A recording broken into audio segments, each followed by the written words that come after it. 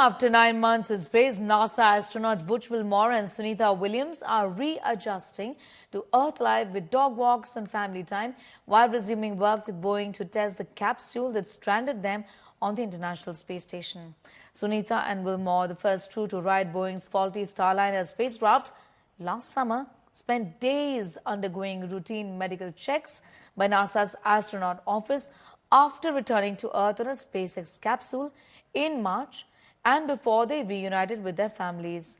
In a heartwarming moment, Williams shared what she did first after returning home with a smile, saying she hugged her husband and dogs and enjoyed a good grilled cheese sandwich.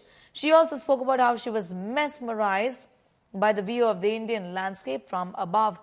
Wilmore echoed similar sentiments about teamwork and collaboration, praising the dedication of NASA and Boeing teams working to resolve Starliner's technical issues. When asked if they would fly Starliner again, both the astronauts affirmed. I wanted to hug my husband and hug my dogs, and I'll say that in that order. But maybe not. No, I'm just joking. But of course, food. Something that's just like for home for me, like something that is very, reminds you of home. And my father was a vegetarian, so I had a good grilled cheese sandwich when I got home. So that reminded me of him. India is amazing. Every time we went over the Himalayas, and I'll tell you, Butch got some incredible pictures of the Himalayas. Just amazing. And you can see, like I've described it before, just like this ripple that happened, obviously, when the plates collided. And then as it flows down into India, it's many, many colors. I think when you come from the east going into like Gujarat and Mumbai, the fishing fleet that's off the coast there gives you a little bit of a beacon that here we come. And then all throughout India, I think the impression I had was it was just like this network of lights from the bigger cities going down through the smaller cities. Just incredible to look at night as well as during the day, highlighted, of course, by the Himalayas, which was just incredible as a forefront going down into India. So many who prepared us for our mission. The commercial crew program with NASA and Boeing, as well as SpaceX, really got us ready to go. All of the trainers here at Johnson Space Center, the mission control teams all over the country, in Florida to California, so throughout the whole country, as well as what we're doing now. Our teams here are getting us ready to get rehab and get ready to take on new challenges. So feeling good since we've been back almost 2 weeks now. Actually went out and ran 3 miles yesterday, so I will give myself a little pat on the back. Our trainers are rocking it and getting us ready to get back to help out with the new astronauts as they're getting ready for their mission. So the biggest thing I want to say was thank you. Well, I'm back.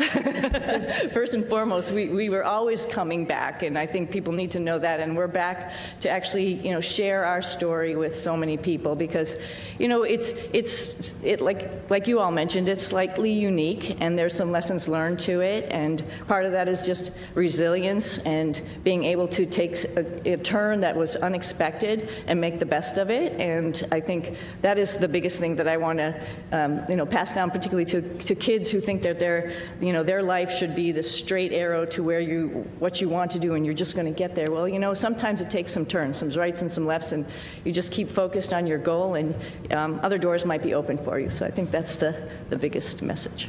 I would have to say yes, absolutely.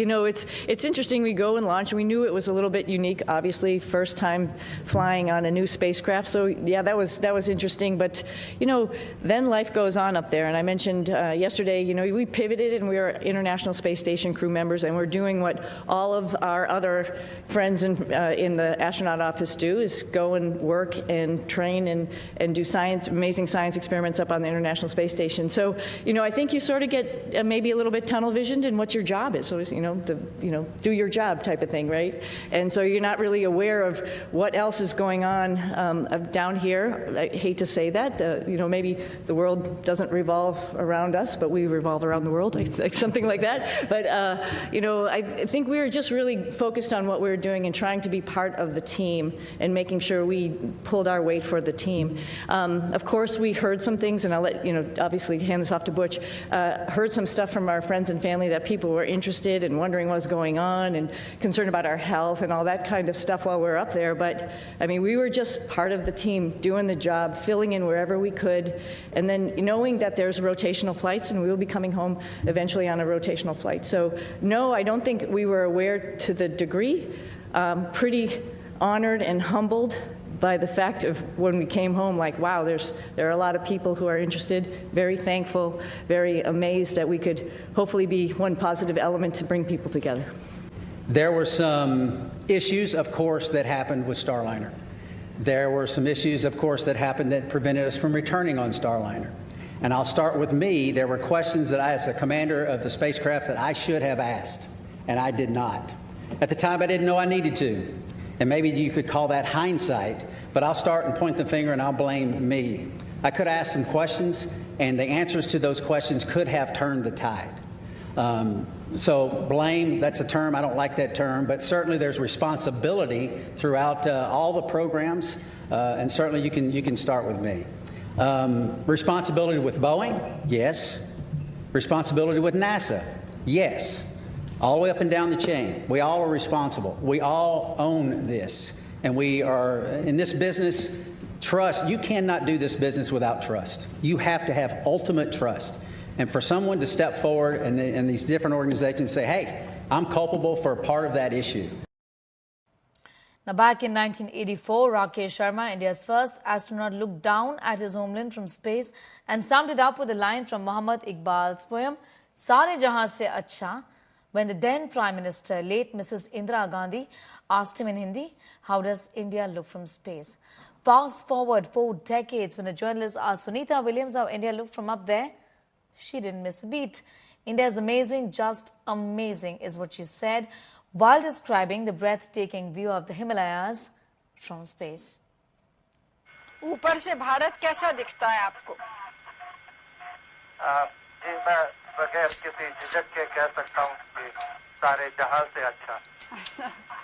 India is amazing. Every time we went over the Himalayas, and I'll tell you, Butch got some incredible pictures of the Himalayas, just amazing. And you can see, like I've described it before, just like this ripple that happened, obviously when the plates collided, and then as it flows down into India, it's many, many colors.